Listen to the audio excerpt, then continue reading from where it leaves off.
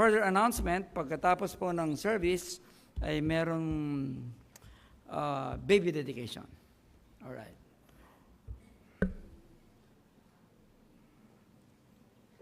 Okay.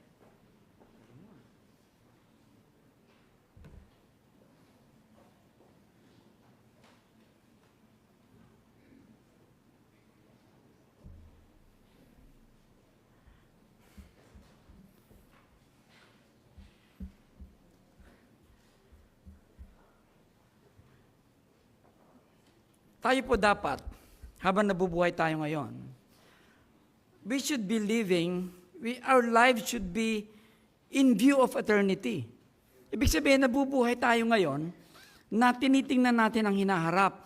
Hindi tayo pwedeng mabuhay na sasabihin lang natin na yun nakaraan. No.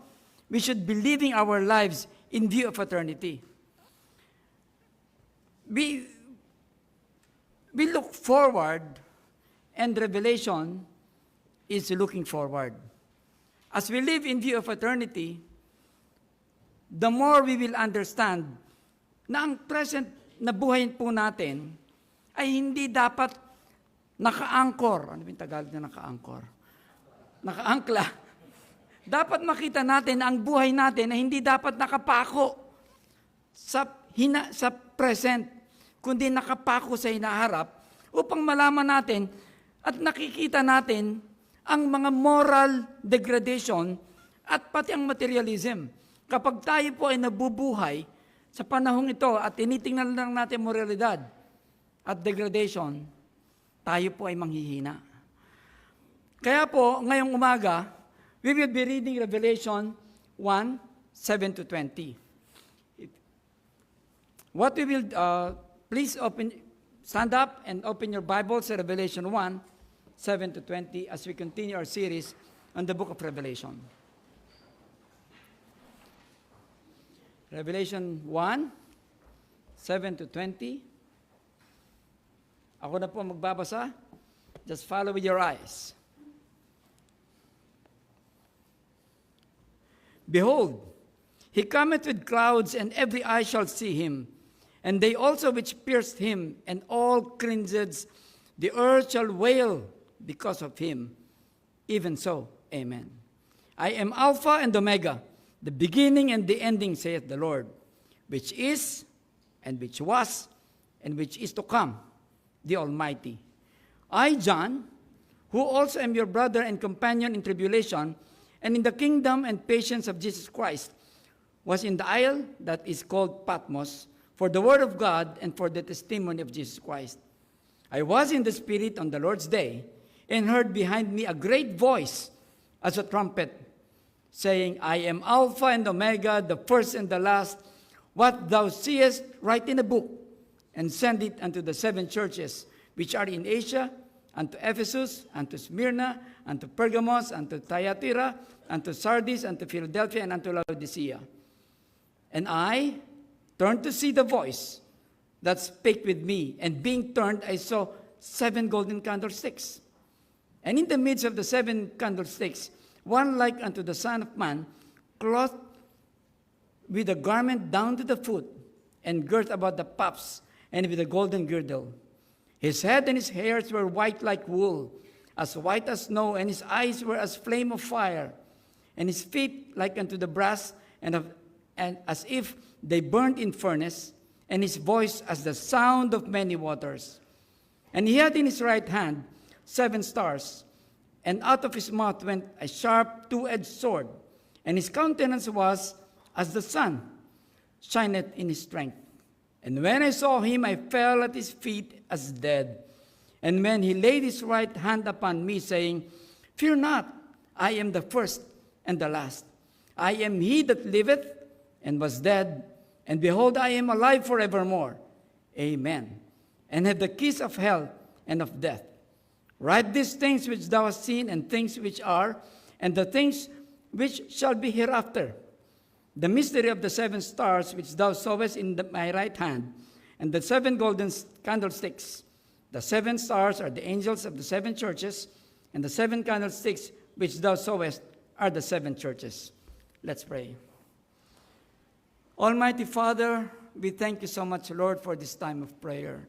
We thank you, Lord, for you have shown us what is ahead. Salamat, Panginoon, at pwede po naming makita sa inyong salita kung ano po ang hinaharap ng mga buhay ng mga Kristiyano at ganoon din po ang buhay, Panginoon, ng hindi mananampalataya.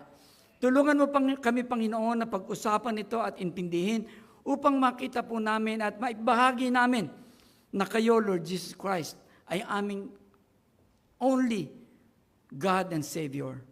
Father, we pray that if there be anybody who is not yet saved in this congregation or in online, that person might realize that thou, Jesus Christ, is really God. And Father, we pray that thou would be in the midst. We pray, Lord, that thou would fill this church, this local assembly with thy Holy Spirit, that we may be able to understand your word for today. And therefore, Lord, we can live a life that is pleasing unto thee. We ask all of this in Jesus Christ's name. Amen. Ang gagawin po natin ngayong umaga ay exposition type of preaching. In other words, we will go verse by verse. So therefore, what I would like you to do is put your hand, if you have a physical Bible, just on Revelation 1. And then, pag meron pong mga cross-references, doon lang yung pwede natin tingnan dito, or if you can follow, mabilis kayo magano, okay. So, exponential type of preaching po ang gagawin natin ngayon. So, in Revelation 1, Jesus Christ introduces himself. This is Revelation 1, chapter 1. Reveals himself. Now, after Jesus Christ died, to execute the final sacrifice for the salvation of man, nagpakita po siya several times sa mga tao. Nakita si Jesus Christ pagkatapos umakyat ng mga tao. Ang ilan po sa mga pagkakataong ito ay nagpakita siya kay Mary Magdalene sa John 20. Nagpakita siya kay Mary, yung mother ni James, sa Matthew 28. Nagpakita siya kay Peter doon sa Luke 24. Nagpakita siya doon sa mga disciples habang naglalakad sila papunta sa Emmaus sa Luke 24. Nagpakita siya sa mga disciples nung absent si Thomas at nung present si Thomas. At nagpakita rin siya sa Sea of Galilee. Pagkatapos po nito, pagkatapos ibigay ng Panginoong Jesus ang Great Commission, ito ang nangyari. So, alin yung Great Commission, di ba? Sinabi na niya kung ano mga dapat natin, go ye all the world. Pagkatapos niya sabihin yon, ito ang nangyari. Sabi niya, sa Acts 1:8-9, hindi kasya. Pwede na rin. Sabi sa Acts 1:8-9, but ye shall receive power after the Holy Ghost is come upon you, and ye shall be witnesses unto me both in Jerusalem and all Judea and in Samaria, and into the uttermost part of the earth. And when he had spoken these things, while they beheld, habang tinitingnan, while they beheld, habang tinitingnan si Jesus Christ, he was taken up. So habang tinitingnan siya, umakyat, nag-resurrect si Jesus Christ, and a cloud received him out of their sight. It must be a very awesome sight. Sinasabihan nila, tapos biglang umakyat, pumunta sa clouds, nakita ng mga apostles yon. So, nakita po natin ang salitang clouds o ulap. Ang ulap, kahit sa Old Testament pa lang, ay naging gabay na ng mga Hudyo sa kanilang paglalakbay. Sa Exodus, ang ulap ang kanilang sinusundan sa umaga, kung saan sila tutungo. Sa Numbers, ang ulap ang nagtakip sa kanilang sambahan. Sa Deuteronomy, sa ulap nagpakita ang Panginoon. Now, Jesus Christ, as I've said before, had several appearances. Pero ang susunod na major appearance si Jesus Christ, after He ascended, hindi na siya nagpakita ulit. Pero kailan siya magpapakita ulit? Yung binasa natin, go to Revelation 1:7. Revelation 1:7 said, behold, He cometh with what?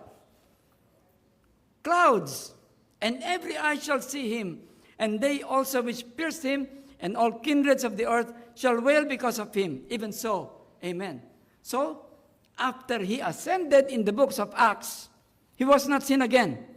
The next time that he will be seen would be here. Ito sinabi ni Jesus Christ sa Matthew. But Jesus held his peace, and the high priest answered and said, he was on trial. I adjure thee by the living God, that thou tell us whether thou be the Christ, the Son of God.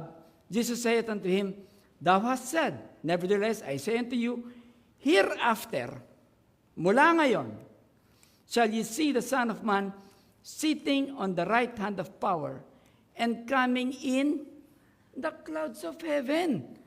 Naalala nyo, dun sinabi ko kanina na the clouds, ang ulap, ang naging gabay ng mga Hudyo. Tapos sinabi niya ngayon dito, dadating siya sa clouds. Dahil dito, then the priest rent his clothes, saying he had spoken blasphemy. What further need have we of witnesses?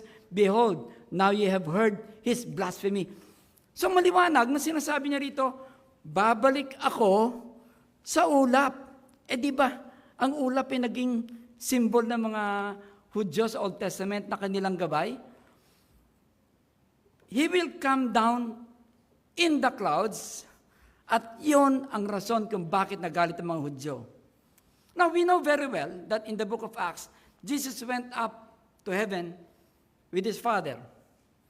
Nakita natin, witnessed by humans through the clouds, and will come back for humans through the clouds. Now, on January 8, 2023, yun po yung huli ako nag-preach, nakita natin hindi pala huli yun. The other year yun. Noong January 8, 2023, nakita po natin noon na ang Panginoong Jesus, ang mga mananampalataya ay magkikita sa ulap. Okay? Ano tawag natin doon? Rapture. Ito ang basis ng rapture. Then, we, which are alive and remain, shall be caught up together with them in the clouds to meet the Lord in the air. And so shall we ever be with the Lord. At ang tawag po sa event na to, rapture. Ito po ang pinag-uusapan sa Revelation 1:7 na sinabing babalik siya sa clouds. Hindi ito yung rapture. Okay? Sa Revelation 1:7, ito po yung second coming of Christ. It's not the rapture. Now, what would be the main difference as outlined by God questions? Okay. Rapture. Ang rapture, may mic pa ba? Meron pa, no? Rapture of the church and second coming of Christ. Let's know this because this is our doctrine. This is what we believe on. This is where people would contest our faith. This is where alam natin kung saan tayo pupunta at paano tayo pupunta. Hindi tayo pwedeng basa-basa. Basta, kasama ako doon. Hindi pwedeng ganon. Sa rapture, ang mga believers will go up through the clouds. Okay? Sa second coming, bababa naman si Jesus Christ kasama yung believers. Through the clouds again. Rapture is before the 7-year tribulation. Second coming is after the 7-year tribulation. Ito maganda. Sa rapture, believers will go to heaven. Amen. Ito nakakatakot. Second coming, unbelievers goes to the lake of fire. Hiwalay talaga. Papunta sa langit at papunta sa impyerno. Sa rapture of the church, unbelievers will not see Christ. In fact, magugulat sila bakit nawala na lang yung mga tao. Pero sa second coming, everybody, all people, all souls will see Christ. Rapture of the church, anytime and imminent. Kahit bago ako magpunta doon, pwede mag-rapture na. Anytime. Sa second coming, the world will experience birth pains na nakalagay sa Matthew 24. Ito yung sinasabing, you will hear of wars and rumors of wars, earthquakes, kagulo, etc. Yung po yung tinatawag na birth pains. Ang birth pains ay mangyari second coming of Christ. Ito ang ating evidence sa rapture. 1 Thessalonians 2, 1 Thessalonians 4:17, second coming, our evidence is Revelation 1:7. Now,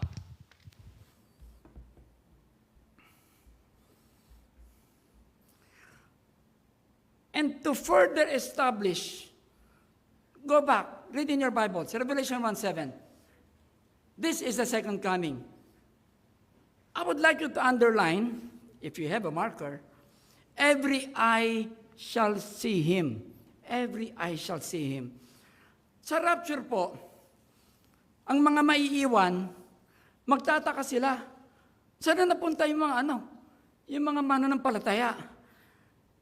Sa 1 Thessalonians, sinulat po ang Thessalonians, mahirap intindihin o mahirap i-explain kung bakit mawawala yung mga tao. Pero ngayon, 2025, ang isang theory at i-explain ng mundo kung bakit tayo nawala ay dahil kukunin tayo ng UFO. Yon ang magiging isa sa mga way para sabihin kung bakit tayo nawala. Ang pinakabagong news ngayon sa UFO, January 14, 2025. Hindi niyo ba napansin? Dumadami ang balita, dumadami ang nagsasabi na tungkol sa UFO. Bakit?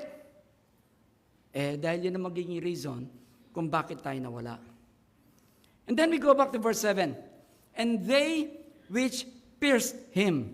Verse 7, and they which pierced him. This is figurative. At hindi lamang po para sa mga sundalo na sumaksak kay Kristo nung nasa krus siya. Ang tinuturing dito ay ang mga nagpapatay kay Kristo sa krus.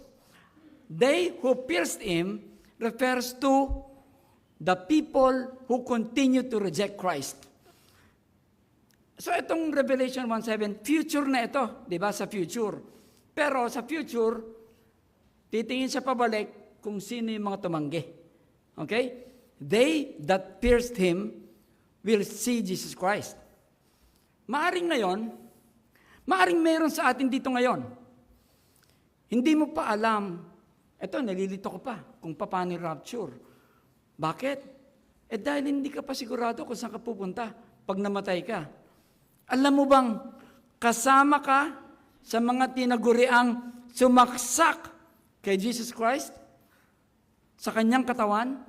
Kasama ka sa who pierced him kapag hindi ka patuloy ang mananampalataya kay Jesus Christ. Now, furthermore, in verse 7, it says, and all kindreds of the earth shall wail. Ang wail, hindi ho ito yan. Ang wail is umatungal. Ano pa bang better word sa Tagalog? Umungol. Umungol. Dahil po, sa second coming of Christ, sobrang hirap ang dadanasin ng mga maiiwan.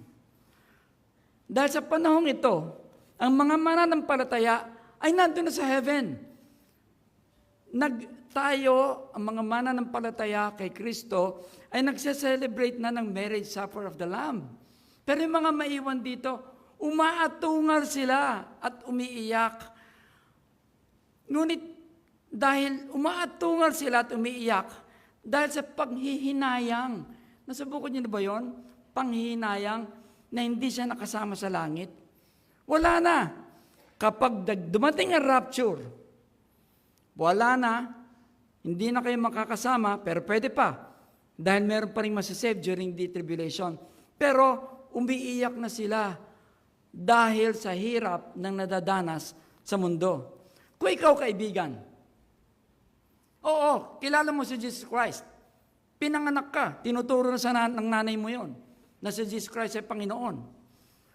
Pero pag wala ka pang personal na relasyon sa Kanya, kapag hindi ka pa nagsisisi na ikaw ay makasalanan, Kapag hindi mo pa sinasabing, Panginoong Jesus, ikaw ang aking takapagligtas, alam mo bang ikaw ay kasama sa mga iiyak at uungol sa panahon na yon?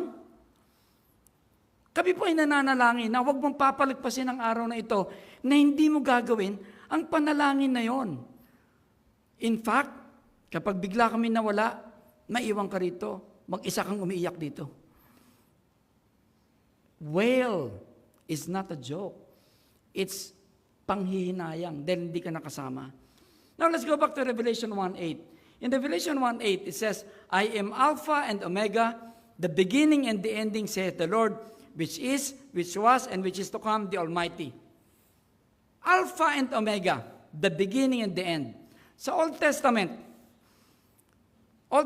the Lord was informing people who He is. In other words, sa Old Testament, pinapakilala ng Diyos kung sino siya sa mga Hudyo. Paano siya magpakilala? Paano magpakilala ang Diyos sa mga Hudyo sa Old Testament? Ganito. Ganyan siya magpakilala. Isaiah 41:4, who hath wrought and done it, calling the generations from the beginning, I, the Lord, the first, and with the last, I am He. Ganyan siya magpakilala sa Old Testament.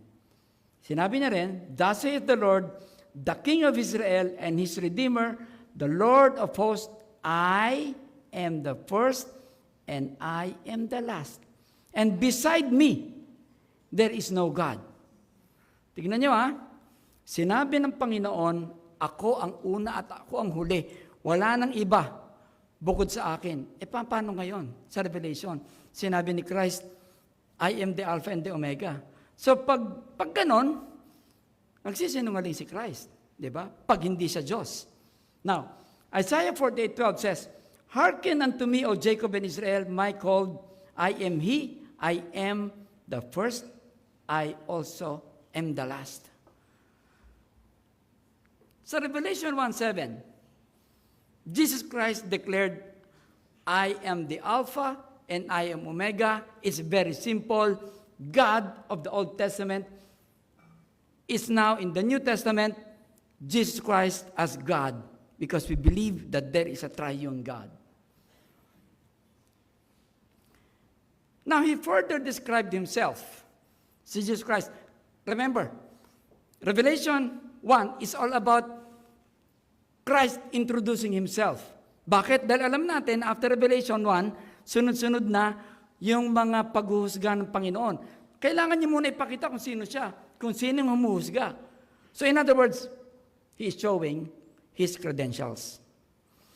Now, He further described Himself as, sa Revelation 8, sinabi, which is, which was, and which is to come. The Almighty. This is a direct statement. Alam niyo ba, ang God, dito, in the beginning, God, Elohim, is plural. Plural. Therefore, Elohim is plural. Jesus Christ has been there during the creation. In the beginning, He is the Alpha. At pinakahuli lang babasahin natin. Sa pinakahuli naman, verse 21, sabi, the grace of our Lord, who? Jesus Christ, be with you all. Jesus Christ is written in the Bible in the beginning as Elohim, and Jesus Christ is written in Revelation, the ending, as Jesus Christ, because Jesus Christ is the Alpha and Omega. We see Christ, as I've said, in the beginning and in the end. This is one of the most simple, but it is one of the most powerful introduction who Jesus Christ is. Nobody before Him, nobody after Him. It's just not nobody. It's nothing before Christ and nothing after Christ. This is the perfect knowledge, omniscience, perfect power, omnipotence, and perfect presence, omnipresence. Only God can claim this. if Jesus Christ is not God, he cannot claim this. But he claimed this because Jesus Christ is God. In Colossians 1:15 to 19, it says here, who is the image of the invisible God? Meron palang image ang invisible God. Hindi natin nakikita, pero may image. This is now referring to Jesus Christ. The image of the invisible God. Jesus Christ is the firstborn of every creature. Jesus Christ, as we have seen, all things were created that are in heaven and are in earth, visible and invisible, whether they be thrones or dominions, principalities or powers, or all things created by him for him. And he is before all things, and by him all things consist. And he is the head of the body, the church, who is the beginning, the firstborn from the dead. And in all things he might have the preeminence, that's before. For it pleased the Father that in him should all fullness dwell. All fullness dwell. Alpha and Omega. Nothing before him, nothing after him, because everything, the fullness is in him. Now, let's go back to Revelation 1:9. Sabi dito, I, John, who also am your brother and companion in tribulation and in the kingdom and patience of Jesus Christ, and in the isle that is called Patmos for the word of God and for the testimony of Jesus Christ. Ang salitang tribulation po dito, na sinabi niya na I, your brother, companion in tribulation, hindi ito yung tribulation after the rapture.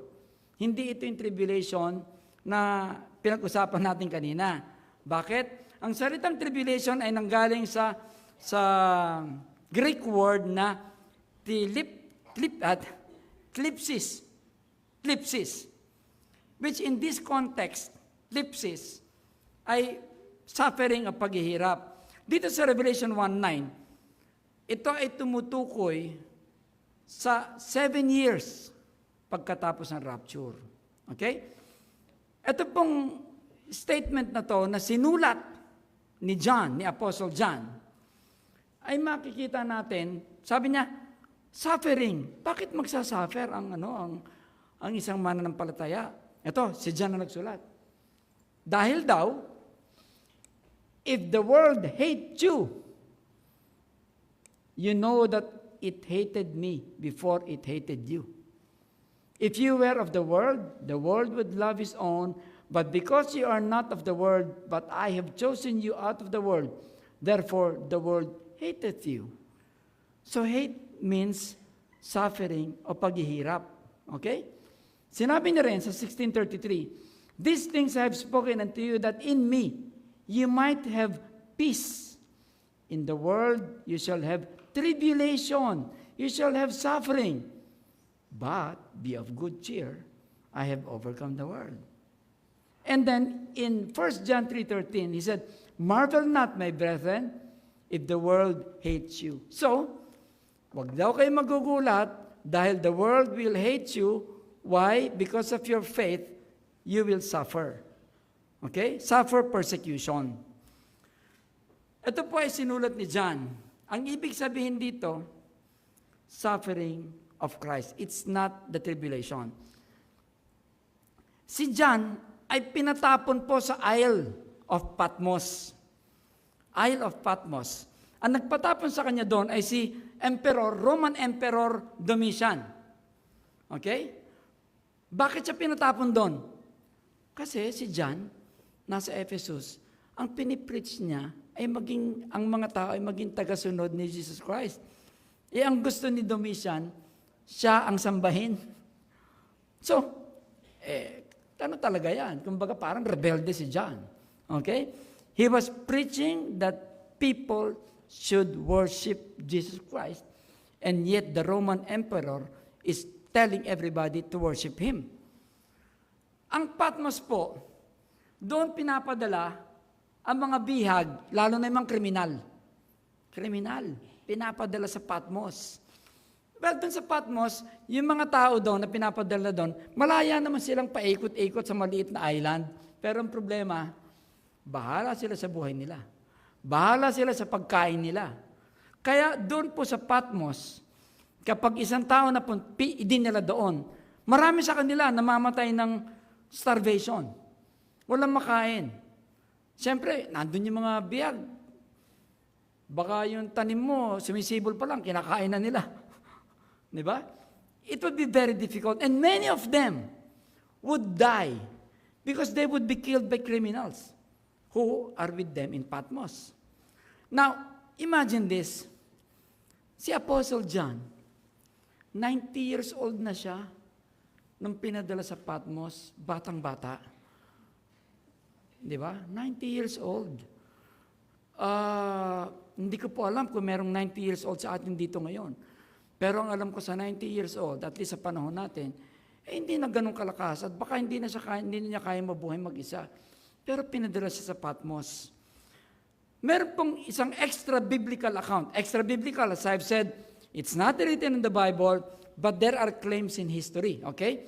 Meron pong extra biblical account kay Tertullian. Sinulat ni Tertullian, Apostle John was plunged, I quote, Apostle John was plunged unhurt into boiling water and hence remitted to his island exile. Ang sabi po ni Tertullian, di ba, nagpakulo ng langis, tapos nilagay doon si John para, ano ba tawag doon, sa piprituhin? Para ma-deep fry. Pero the miracle is, hindi siya na prito. Dahil dito, hindi siya mamatay, pinadala siya sa Patmos. O sige, ayaw mo maprito, sa Patmos ka na lang. Scholars believe that he was in Patmos for 1.5 years. And then he was freed later on na nagpalit na ng emperor, si Emperor Nerva, and he went back to Ephesus. 1.5 years, 90 years old, so 91 na siya, no? Magna-92 na. Now, sa panahon po na ito, lahat ng mga apostles, patay na. Paano sila pinatay? Paano sila namatay? Martyred. Pinatay sila dahil sa kanilang pananampalataya kay Jesucristo. Hindi na natin isa-isahin. Pero si Peter, ipinako sa krus na nakatiwarik. May mga tinaga, may mga pinugutan. Si Paul pinugutan ng ulo. By this time, all of them have already died. Now, ito maganda. Sa John, nag-uusap si Jesus Christ tsaka mga apostles kung ano ang mangyayari sa future. Nag-uusap sila. Ito ang pag-uusap nila. Sabi nila ganito, Truly, truly, I tell you, when you were younger, kausap ni Christ yung mga apostles, you used to put on your belt and walk wherever you wanted. But when you grow old, you will stretch out your hands and someone else will put your belt on you and bring you where you do not want to go. Nung bata ka, lalagay ka ng sinturon, pero pag tanda mo, lalagyan ka ng sinturon at hihilahin ka kung saan mo hindi gusto pumunta. Now he said this, indicating by what kind of death he would glorify God. And when he said this, he said to him, follow me. Ito si Peter. Peter turned around and saw the disciple whom Jesus loved following them. Nakita niya si John, kasama ni Christ. The one who also leaned back on his chest at the supper and said, Lord, who is the one who is betraying you? Nakita niya si John, pero ang tinanong niya kay Christ, Panginoon, sino ang betray you? Sino ang magkakalulon sa'yo? Pero nakatingin siya kay John. Tapos tinanong niya, sino ang magkakalulon sa'yo? Tingnan niyo. Who is the one betraying you? I believe that there is a pause here. Matagal na silence to dahil hindi siya sinagot ng Panginoon. So Peter, upon seeing him said to Jesus, iba naman. Nagtanong siya, sino magpapakalulon sa'yo? Hindi siya sinagot. Nagtanong ulit, Lord, and what about this man? Tinuro na niya si John. Sino magpakalulon sa'yo? Tumahimik ang Panginoon. Eto. Paano naman siya? Tinuro niya si John. Ito maganda. What about this man? Referring to John. Jesus said to him, if I want him to remain until I come, what is that to you? Tagalogin ko. Kung gusto kong nandito siya hanggat bumalik ako, ano naman sa'yo yun? May comedy, ano? What is that to you? Kung gusto ko siyang nandito lang. Therefore, this account went out among the brothers. Nag-usap-usap na sila that this disciple would not die. Sabi, malamang hindi mamamatay si John. Kasi, sinabi ni Kristo, ano naman sa iyo pag nandito siya hanggang bumalik ako. Yet, Jesus did not say to him that he would not die. Pero sinabi niya, if I want him to remain until I come, what is that to you? Galing, ano? Now,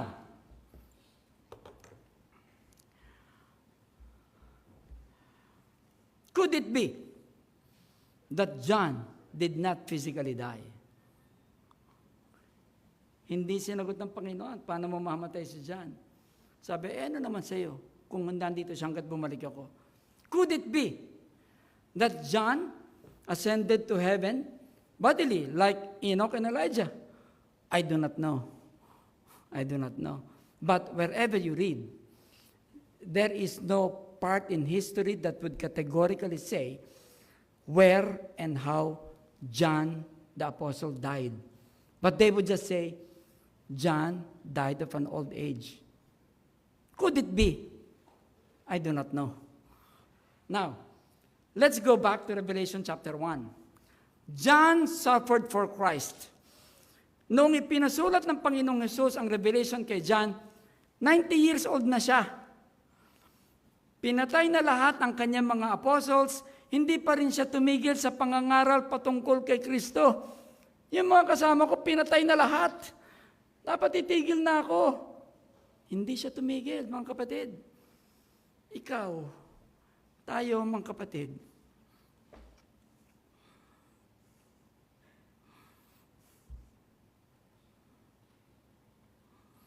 Kailan tayo huling nangaral? O nag-share ng gospel sa ibang tao? Hindi pa tayo naghihirap nun, tulad ni John. Hindi pa tayo threatened sa buhay natin. Mapahiya lang ng konti. Matanggihan lang ng konti. Ayaw na natin. Revelation 1:10 says, 1:10, sabi, I was in the Spirit on the Lord's day. I was in the Spirit on the Lord's day, and heard behind me a great voice as of a trumpet. In the Spirit, ibig sabihin, I was filled by the Holy Spirit. Hindi po nananaginip si John nung pinakita sa kanya ang mangyayari sa future. At hindi rin siya lasing. Okay? I was in the Spirit. Most likely, he was in a deep communication with God. Most likely, he was in fervent prayer. Now, the phrase Lord's Day is Greek for ente koryaki hemera. Oh, naintindihan niyo yun? That's Greek. Ente koryaki hemera. Sa Aramaic o sa Hebrew, ibig sabihin lang nun, the day of the Lord. Okay? So, ang sinasabi dito, I was in the Spirit on the Lord's day. So, sinasabi dito, nasa panalangin ako nung pinakita sa akin ng Panginoon yung mangyayari sa future. Now, si John, ng pagkakataon na to ay nasa isang matindi at malalim na panalangin para makipakita sa kanya ang day of the Lord. This is the 7-year judgment after rapture. Tapos sinabi dito, behind me, a great voice as of a trumpet. Nakadinig siya ng malakas na boses sinlakas sa isang trompeta. Alam nyo, kahit anong ingay, pag may tumunog ng trompeta, lahat madidinig yung trompeta. Di ba? So kahit gaano kaingay, pag nagsalita ng Panginoon, madidinig ng lahat. In the Revelation, the succeeding verse, Revelation 1:11, saying, I am the Alpha and Omega. Okay? Nung una, kinikwento lang ni John na sinabi ng Panginoon, I am the Alpha and Omega. Dito sa verse 12, si Jesus Christ na mismo ang nagsasabing, I am the Alpha and Omega, at ang pagsabi niya nito ay isang napakalakas at madidinig ng lahat. Dito po sa verse 12, makikita natin na dalawa ang utos kay John. Yung isa, isulat mo, yung makikita mo, at yung pangalawa, ipadala mo sa mga simbahan. Ipadala mo sa mga churches. Now, sabi dito sa Revelation 1:12, and I, John, turned to see the voice. Tinignan ko kung sino nagsasalita. And being turned, I saw 7 golden candlesticks. Well, yung pong 7 golden candlesticks, you have to move to Revelation 20. Dahil dun sa Revelation 20, dinefine na niya kung ano yung mga 7 golden candlesticks. Ito po yung mga churches. Pero sa Revelation 13 to 16, it is a description of what John saw. Revelation 1:13.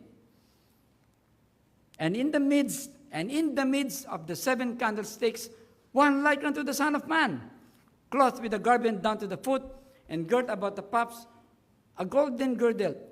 Yung pong phrase na in the midst,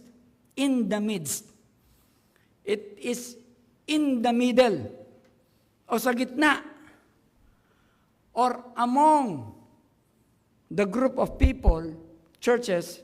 Thank you, Pastor, dahil magkakaroon tayo ng series nga sa kung ano ang church, na sinasabi dito na si Jesus Christ ay nasa gitna ng church.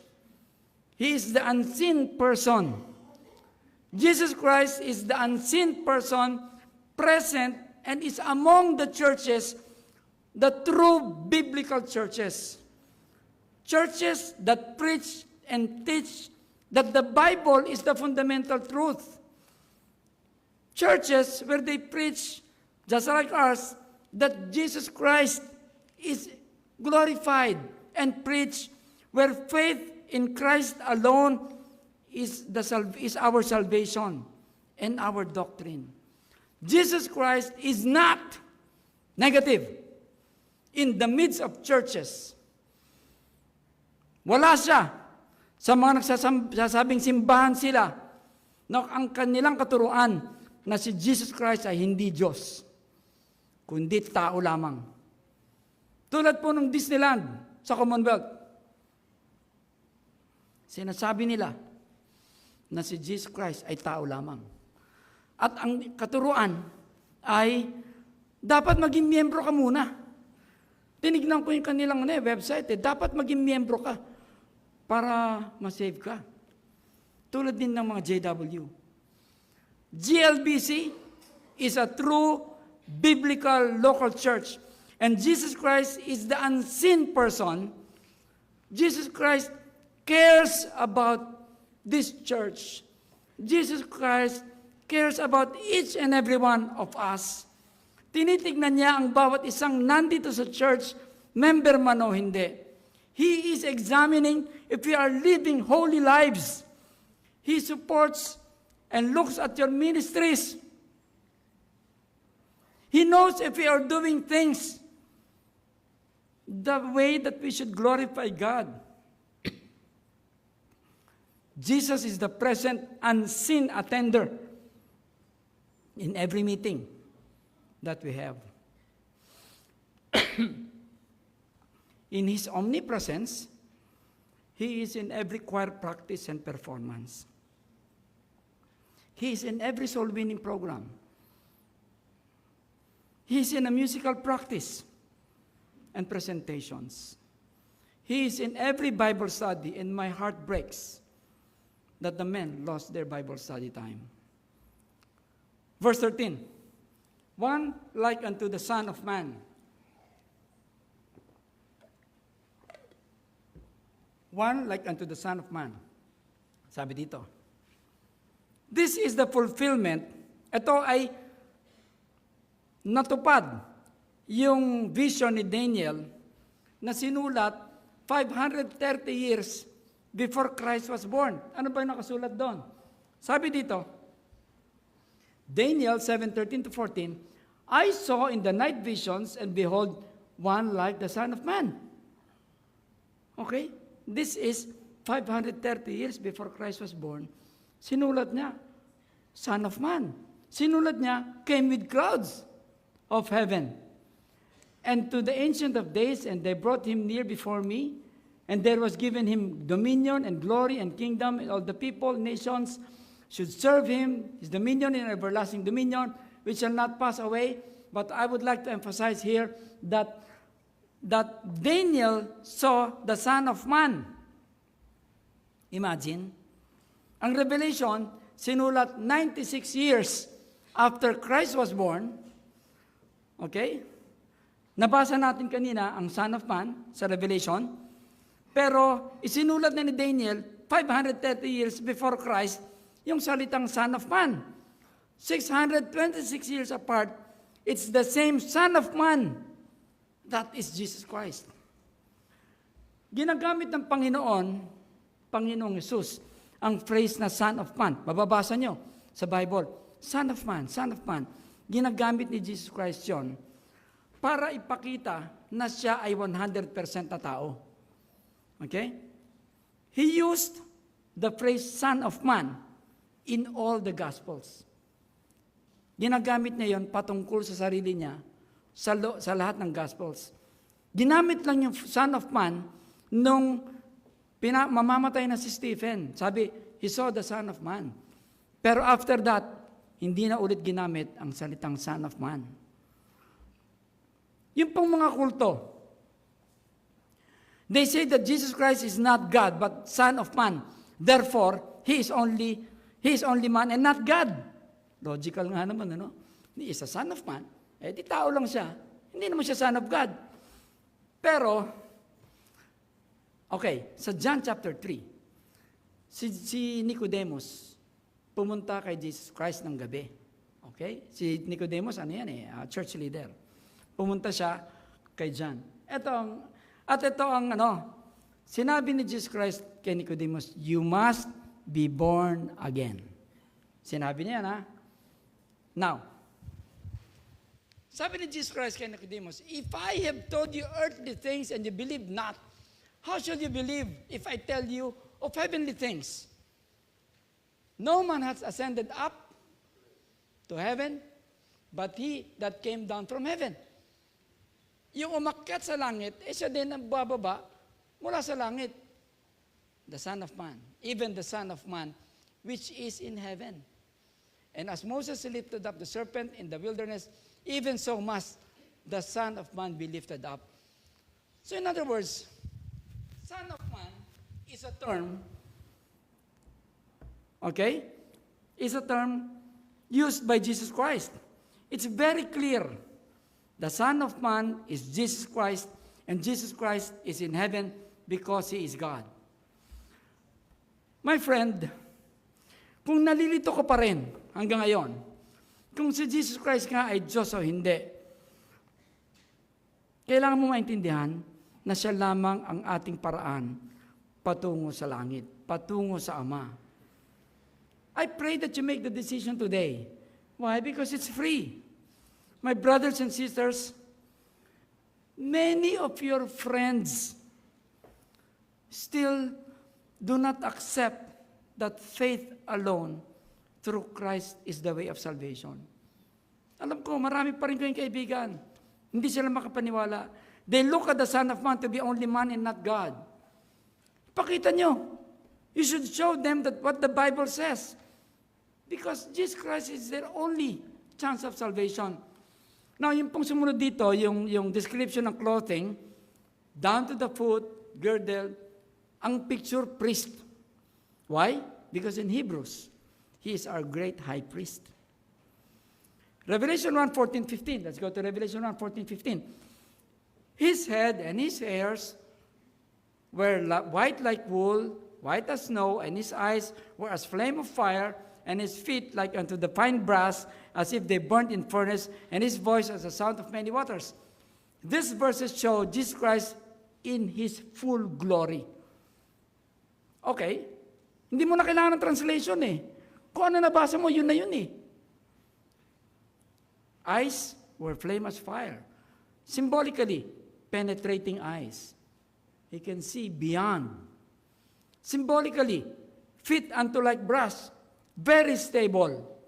Symbolically, voice, the sound of many waters. Maganda to. Sound of many waters. Sound of many waters. Yung pong tunog ng... Nasubukan. Nagpupunta po ba kayo sa probinsya? Sa probinsya. Sino rito hindi pa nakakita ng probinsya? Okay. So, di ba pag sinabing probinsya, it's so refreshing eh. Pag ako naalala ko yung probinsya, iniisip ko yung nagpupunta kami sa ilog, lumalangoy kami sa ilog, nagpupunta kami sa Pacific Ocean. Hindi, wala palang ganon. Hindi kami nagpupunta sa Pacific Ocean. Okay? Pagpunta ka sa probinsya, inisip mo yung nature. Nadinig nyo na ang tunog ng umaagos na tubig sa ilog, di ba? Di ba napakasarap pakinggan? It's a very relaxing sound. On contrast, kapag tumayo ka sa malapit sa falls, nung ako po ay tumayo doon sa malapit sa Niagara Falls, nung ako ay nananaginip, dahil hindi pa ako nakapunta ron. Nung tumayo ako doon, ayon sa panaginip ko, napakalakas ng tunog ng tubig at nakakatakot. Nakakatakot ang tunog ng rumaragas ang tubig. Pagdating muli ni Kristo, iba't ibang klase ang tunog ng tubig ang madidinig ng iba't ibang tao. Madami pong tao na ang madidinig nila ay nakakatakot. Ang madidinig nila ay rumaragas ang tubig. Yung mga taong hindi tumanggap kay Kristo. Marami rin. And I pray that all of us will hear a very calming, assuring sound. Shh. The people that has made Jesus Christ their Savior and Lord. Anong klaseng tunog ng tubig ang madidinig mo pag dumating si Kristo? Rumaragas ang nakakatakot na tubig? O isang tubig na swabe ang tunog na nakaka-relax? In verse 16, and he said, in his right hand, 7 stars, out of his mouth went a sharp two-edged sword, and his countenance was as the sun, shines in his strength. Okay, tanong ko, ilan po sa inyo rito ang right-handed? Taas ang kamay, right-handed. Please, okay, thank you. Ilan sa inyo rito ang kaliwete, left-handed? Okay, kokonti. Alam niyo ba na 90% of the population is right-handed? Even in this church, in fact, more than 90% are right-handed. Kaya ako sinabi right-handed, kasi ginamit ng Panginoon yung right hand. What does right hand mean? It's a dominant hand. It is the hand that gives force, and it is the hand that gives tenderness. Ang right hand ko po, ang ginamit ko dati sa belt sa pagpalo ng aking mga anak. Okay? Pero ang right hand ko din, ang pagpunas ng kanilang mga sipon. Hindi sipon. At ang right hand ko din, ang ginagamit ko tuwing ako ay humihiwa sa mga kagitnaan ng puso. Because this is my dominant hand. We hold delicate things and important things using our right hand. And we also use our dominant hand, tulad sinabi ko, when we use force. Jesus Christ here is using His dominant hand. In His right hand. Because He guides and holds the church with His right hand. He would also use His right hand to execute the judgment, the force of judgment on believers. Now, dito po sa verse 20, sinabi kasi doon, yung candlesticks, yung church, the mystery of the 7 stars, which thou sawest. Okay? yung pong stars ay galing sa salitang, ang translated dito, angel. Ang salita doon ay agelos. Ang ano po dito, ang context nito ay hindi yung mga heavenly angels, kundi mga messengers.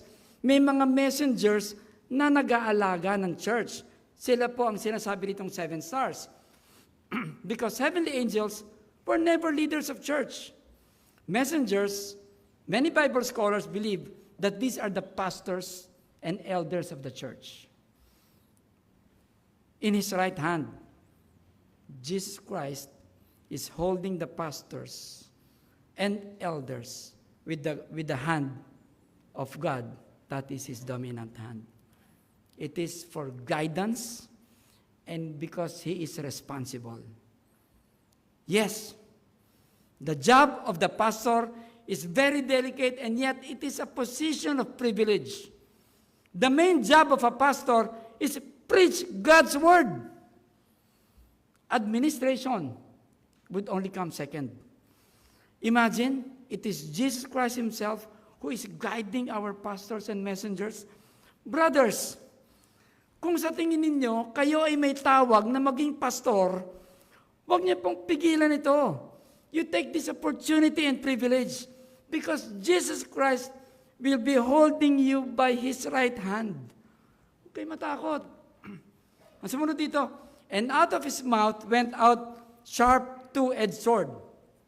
Yung pong two-edged sword na to, makikita natin sa Ephesians 6:13-17. Ito yung the whole armor of God. Diba? Belt of truth, breastplate of righteousness, shoes of gospel of peace, shield of faith, helmet of salvation, sword of the Spirit. This is the only offense. Ito lang ang pwedeng pang-attack. Now, what is this? This is Roman gladius. Roman gladius. I searched the internet, what is the best sword during the Roman times or during ancient times? The answer is Roman gladius. Ganda, talagang hindi dudulas. They can use it forehand, patay. They can use it backhand, patay. And they can use it front, patay. That is the Roman gladius. That is the best sword during ancient times. Now, para makita natin yung kinumpare sa Bible tungkol sa sword na to, makikita natin sa Hebrews 4:12. For the word of God is quick and powerful, sharper than any two-edged sword, sharper than the Roman gladius, piercing even to the dividing asunder of the soul and spirit, and of the joints and marrow, discerner of thoughts and intents of the heart. Ganyan katalim ang lumalabas sa Panginoon. Lumalabas sa kanyang bibig na word of God. It's a very powerful two-edged sword. Jesus Christ is portrayed here as a warrior. When Jesus Christ came, He was a humble servant, but this time, He will come as a judge. He will divide the thoughts and intents of the heart. It symbolizes power and force of the message. His sword will be sharper than the Roman gladius, ready to cut our defenses, ready to cut yung mga palusot natin, ready to cut kung bakit di natin ginagawa yung dapat natin gawin. Lahat po ng nilalang ay huhusgahan. Yung mga mananampalataya sa judgment seat of Christ. Yung mga hindi mananampalataya sa great white throne judgment. And his countenance was as the sun. His countenance was of the sun. Okay?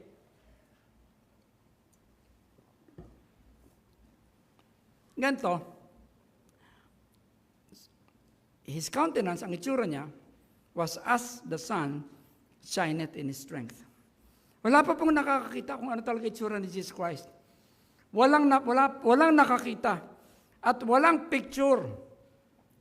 Yung pong mga early Christians, alam nila yung Exodus 20 verse 4. Ano ba sabi sa Exodus 20 verse 4? thou shalt not make unto thee any graven image.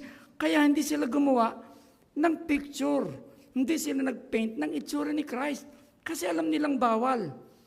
Yung pong the earliest image na sinasabing ito si Kristo ay na-drawing lang 250 years after the death of Christ. So ibig sabihin, yung pong unang gumawa ng itsura niya, hindi nga nakita si Kristo eh. Yung madalas po natin makita tulad ko na lumaki sa Katoliko, yung picture niyang yon, hindi yun accurate. No one has seen him. Okay? Now in Revelation 1:17, when I saw him, I fell at his feet as dead, and he laid his right hand upon me, saying unto me, fear not, I am the first and the last. Si John po, struck with fear and awe. Alam natin na si Isaiah at si Ezekiel, nung sa Old Testament, nung nagpakita sa kanila ang Panginoon, ganon din sila. Alam natin dito sa Revelation na natakot si John. Bakit? Kasi sinabi, do not be afraid. Diba? So he was afraid. So God, Jesus Christ also used his right hand to tell John, boy, everything is all right. Revelation 1:18, lapit na. I am he that liveth and was dead, and behold, I am alive forevermore, amen, and have the keys of hell and death. There are records in the Bible wherein people have already died and yet resurrected. Meron. Alam ko, nasa isip nyo na yung mga yan. Isa dyan si Lazarus. Di ba? Pero pag natin pag-usapan nyo sa Bible, alam nyo ba kung saan nakalibing si Muhammad? Hindi si Muhammad Ali, ha? Yung prophet ng mga Muslim, nakalibing siya sa Saudi Arabia. Alam nyo kung nasa ngayon si Buddha? Cremated. Si Brahma ng Hindus, concept lang siya, katang-isip. The tomb of Jesus Christ is empty. It is only Jesus Christ who was alive, who was dead, but is alive forevermore. Grabe. Napaka-importante pong maintindihan natin ito. Isa sa maraming patunay na si Kristo ay Diyos. A very strong argument and proof that Jesus Christ is indeed God. Remember Revelation 1:18. Remember this. Only God can be alive. Only God can give up His ghost. And only God who is alive forevermore. At si Jesus Christ lamang ang makakapagligtas patungo sa impyerno. Verses 19 and 20, John was instructed to write, and verse 20 is the explanation of the candlesticks. Now, in summary, my brothers and sisters, in summary, Jesus Christ will be coming through the clouds in His second coming. This is a future event because Jesus Christ is God. Jesus Christ assures us that He is the Alpha and Omega. He is the beginning and the end because He is God. John kept the faith even if he suffered, because Jesus Christ is God. John saw how glorious Jesus Christ is and will see His glorious return because Jesus Christ is God. And when He comes, He will come back as a judge. Why? Because Jesus Christ is God. Jesus Christ holds the church. That is us. Because Jesus Christ is God. Jesus Christ, the faithful pastors, the church leaders are guided by Jesus Christ. Why? Because Jesus Christ is God. Revelation chapter 1 clearly uncovers apocalypse and shows us that Jesus Christ is God. Let us live our lives following Jesus Christ because Jesus Christ is God. Let's pray. Almighty Father, we thank you so much, Lord, for thy goodness. Salamat, Panginoon, dahil dito po sa Revelation 1 ay talaga nakita namin na kung In-establish mo, Panginoon, Lord Jesus Christ, that you are indeed God. And we should not be looking somewhere else, but we should concentrate our lives and give our lives to thy glory, Panginoon. Father, I pray that if there be anybody who is not yet saved, kunin itong panahon nito, Panginoon, upang makilala kayo, upang siya ay hindi maiwan dito sa mga panahong napakahirap at uungo lang kanyang kaluluwa, Panginoon. I pray, Lord, that you would challenge each and every one of us to live a life that is pleasing unto Thee. Because, Lord, you are, Lord Jesus Christ, you are God.